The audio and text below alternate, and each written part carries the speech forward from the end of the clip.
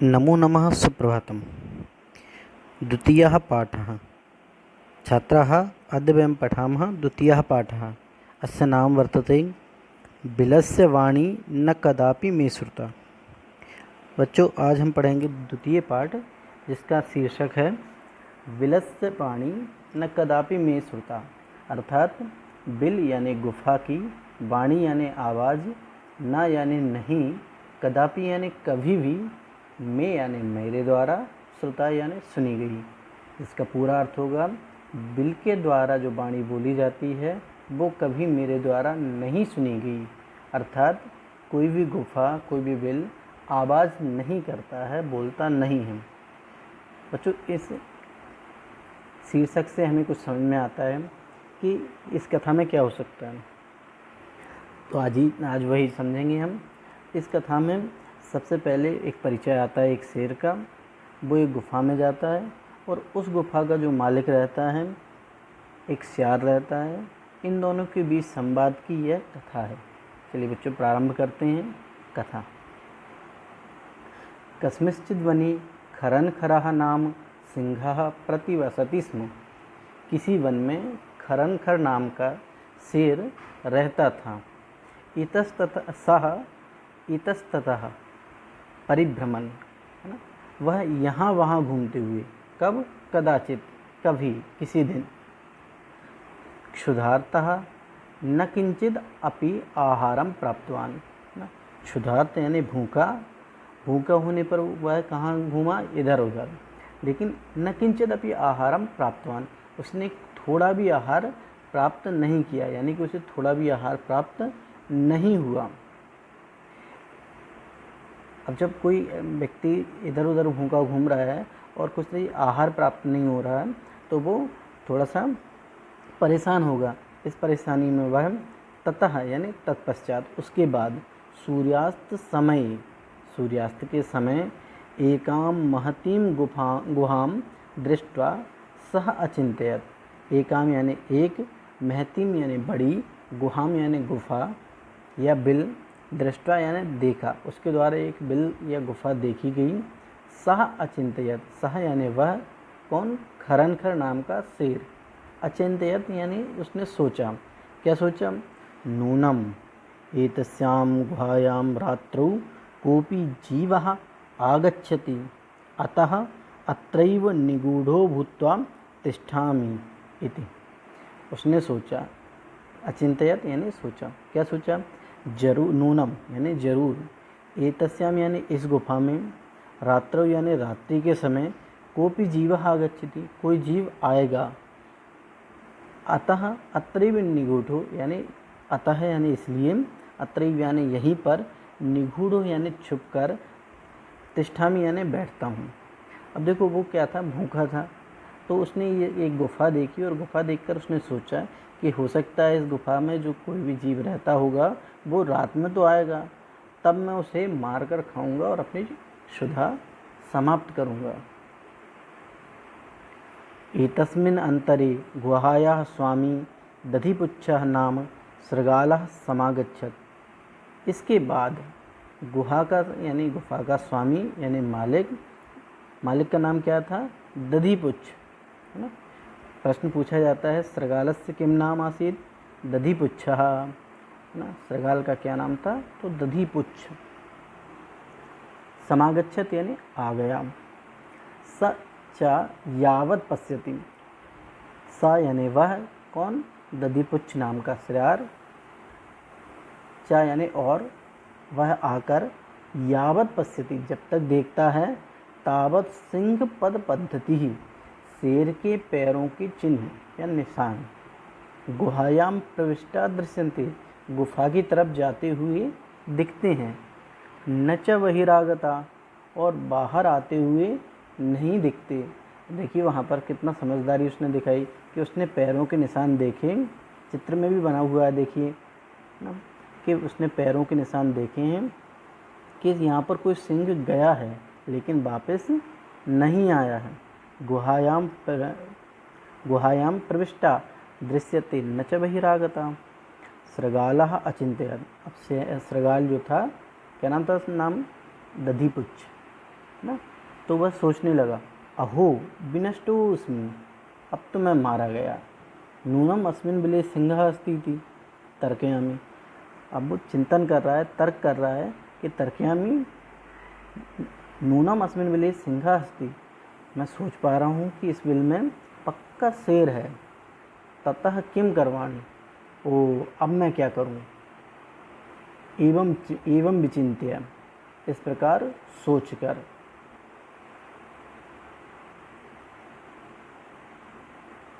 एवं विचित्य दूरस्थः रवं कर्तुम आरब्धः। एवं विचिन्त्य, इस प्रकार सोचकर, दूरस्थः यानी दूर स्थित होकर, दूर रहकर, रवम यानी ध्वनि, कर्तुम आरब्धः करना प्रारंभ किया। किसने? खरनखर नाम के स्यार ने। क्या बोला?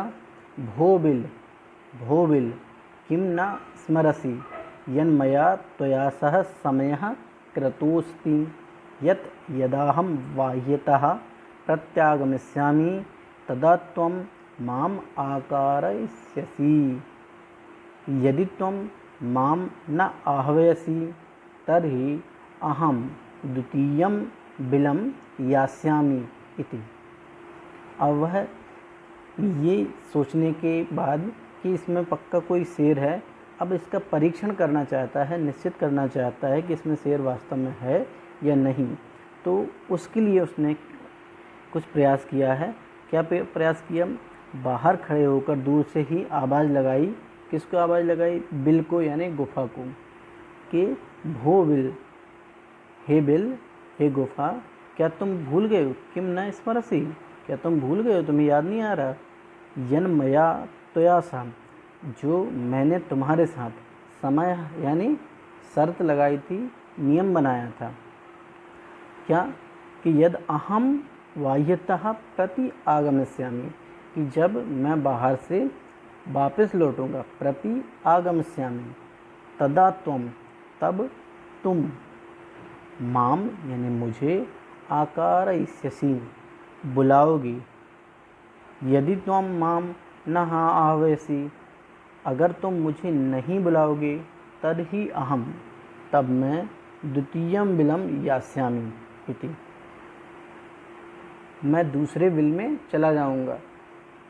अब यहाँ पर स्यार ने ये बोला बिल से कि बिल, मैंने तुमसे बताया था, नियम बनाया था कि जब मैं बाहर से लौट कर आऊँगा तो मुझे बुलाना, और तुम्हारे बुलाने पर ही मैं अंदर आऊँगा।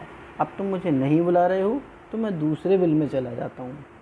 ऐसा सुनकर सिंह ने सोचा होगा कि अगर ये चला गया तो मैं भूखा रह जाऊँगा, मैं तो इसके इंतज़ार में हूँ कि ये अंदर आएगा तो मैं इसे मार कर खाऊँगा। अथ एतत् श्रुत्वा सिंहः अचिन्तयत्, अथ एतत् श्रुत्वा सिंहः अचिन्तयत्, अथ एतत् श्रुत्वा, यह सुनकर, सिंहा यानी शेर, अचिन्तयत् यानी सोचने लगा। क्या सोचने लगा? नूनम एषा गुहा स्वामिनः सदा समाह्वानं करोति, पक्का ये गुफा अपने मालिक का हमेशा आह्वान करती होगी, परंतु मद भयात न किंचित वदति, किंतु मेरे भय से ये कुछ भी बोल नहीं रही है ना। शेर ने सोचा कि हाँ, ये गुफा हमेशा अपने मालिक को बुलाती होगी, लेकिन मेरे कारण, मेरे डर से ये गुफा आज बुला नहीं रही है। अथवा साध्विदम उच्यते, अथवा यह सही कहा गया है। क्या कहा गया है? भय संत्रस्त मनसाम हस्तपादादिका क्रिया प्रवर्तन्ते न वाणी चा वेपतुश्चाधिको भवेत्। अर्थात भय से संत्रस्त मन में, यानी व्यक्ति के द्वारा हस्तपाद आदि क्रियाएं, हाथ पैरों के द्वारा की जाने वाली क्रियाएं न प्रवर्तन्ते, नहीं हो पाती हैं, न वाणी चा, और वाणी भी यानी आवाज़ भी निकलती है। वेपतुश्च अधिको भवेत्, बेपतु यानी कंपन या डर से कांपना, अधिको भवेत् अधिक होता है।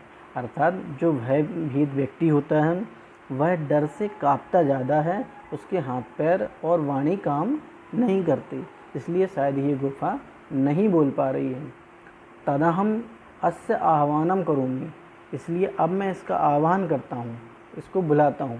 किसको? खरनखर नाम के सिंह के द्वारा दधिपुच्छ नाम के सियार को बुलाया जा रहा है। एवं सह बिलेन प्रविश्य मे भोज्यम भविष्यति, और इस प्रकार वह गुहा में या बिल में प्रवेश करके मेरा भोजन हो जाएगा। इत्थम विचार्य सिंहः सहसा शृगालस्य आह्वानम अकरोत्। इस प्रकार विचार करके सिंह जो है वो क्या करने लगा? आह्वान करने लगा। किसका? शृगाल का। किस प्रकार? इस प्रकार, सिंहस्य उच्च गर्जन प्रतिध्वनिना सा गुहा उच्चैः शृगालम आह्वयत। अब शेर की जो गर्जना थी, उच्च गर्जना के द्वारा वह गुफा जो है प्रतिध्वनित हुई, यानी कि एक ध्वनि हुई जब शेर ने बोला, और उसके बाद में गुफा में वही ध्वनि गूंजने लगी और गूंजकर बाहर निकली, तो प्रतिध्वनि हुई। सा गुहा उच्चैः शृगालम आह्वयत, और उस गुहा ने ऊंचे स्वर में सियार को बुलाया। अनेन अन्येपि पशवा भयभीताः अभवत्। अब इससे क्या हुआ कि जोर से जब आवाज़ हुई, गूंजकर आवाज़ बाहर निकली, तो जो आसपास में पक्षी थे, पशु थे, वो और डरकर भागने लगे। शृगालोपि ततः दूरम पलायमानः, है ना। शेर की आवाज़ सुनकर शृगाल भी वहाँ से दूर जाते हुए इमम अपठत, यह पढ़ने लगा। क्या पढ़ने लगा? श्लोक पहले मैं बोलूँगा, फिर आप बोलिएगा। अनागतम यह कुरुते स शोभते, स शोच्यते यो न करोत्यनागतम, वनेत्र संस्थस्य समागता जरा, विलस्य वाणी न कदापि मे श्रुताम। अर्थात अनागतम यह कुरुते स शोभते। अनागत का यहाँ पर अर्थ है जो आने वाली समस्या है, जो आने वाला समय है उसके बारे में। यह कुरुते सशोभति, आने वाले समस्या के बारे में जो प्रबंध करते हैं या सोचते हैं वह सुशोभित होते हैं। और जो नहीं सोचते, सा सोच्यते सो न करोत्यनागतम, और जो अनागत के बारे में कुछ करते नहीं हैं, कुछ सोचते नहीं, यानी कि आने भविष्य में आने वाली समस्याओं के बारे में पहले नहीं सोचते हैं, वो समस्या में पड़ जाते हैं, मुसीबत में पड़ जाते हैं। वनेत्र संस्थस्य समागता जरा। अब वनी यानी वन में, अत्र यानी यहाँ, यहाँ वन में रहते हुए, संस्थस्य रहते हुए, समागता यानी आ गई है, जरा यानी बुढ़ापा, वन में रहते हुए मेरा बुढ़ापा आ गया है। बिलस्य वाणी न कदापि मे श्रुता, मैंने कभी बिल की वाणी नहीं सुनी है ना। अब यहाँ पर शृगाल ने कहा है कि मैंने कभी बिल की वाणी नहीं सुनी है, मुझे जंगल में रहते हुए बुढ़ापा आ गया है। तो इस प्रकार ये जो बिलस्य वाणी न कदापि मे श्रुता, ये वाक्य किसका था? शृगाल का था, जिस वाक्य के आधार पर इस पाठ का पूरा नामकरण किया गया। बच्चों इसको एक बार और सुनिएगा और इसके जो शब्दार्थ हैं उनको लिखिए कॉपी में और उनका अभ्यास कीजिए। इसके बाद हम प्रश्नोत्तर करते हैं।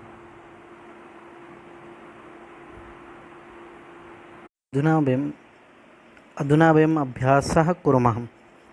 अभ्यासक्रमे अब हम अभ्यास करते हैं, प्रैक्टिस करते हैं। पहला प्रश्न है उच्चारण कुरुत। बच्चों इसको उच्चारण करके देखना है। एक बार मैं बोलता हूँ, दूसरी बार आपको बोलना है। पहला शब्द है कस्मिश्चित्। कस्मिश्चित् विचिन्त्य साध्विदं क्षुधार्तः एतत् क्षुत्वा भयसंत्रस्त मनसां सिंहपद पद्धतिः समाह्वानम प्रतिध्वनिः। इसके बाद में दूसरा प्रश्न है एक पदीन उत्तरम लिखत। आपको एक पद में एक ही शब्द में उत्तर देना है। सिंहस्य नाम किम आसीत ना, शेर का नाम क्या था? खरनखरः, सही जवाब। अगला प्रश्न गुहायाः स्वामी कः आसीत। गुफा का स्वामी मालिक कौन था? क्या नाम था शेर का? सही बताया। शेर का नाम क्या था? दधिपुच्छ।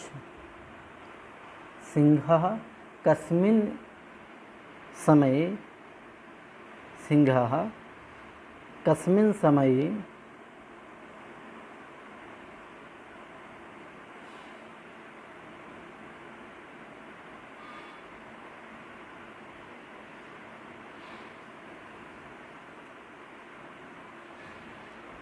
सिंहः कस्मिन् समये गुहायाः समीपे आगतः। सिंह किस समय पर गुहा के समीप आया था? क्या वो सुबह आया था, दोपहर में या शाम को? सही जवाब, सायंकाले। हस्तपादादिकाः क्रियाः केषां न प्रवर्तन्ते।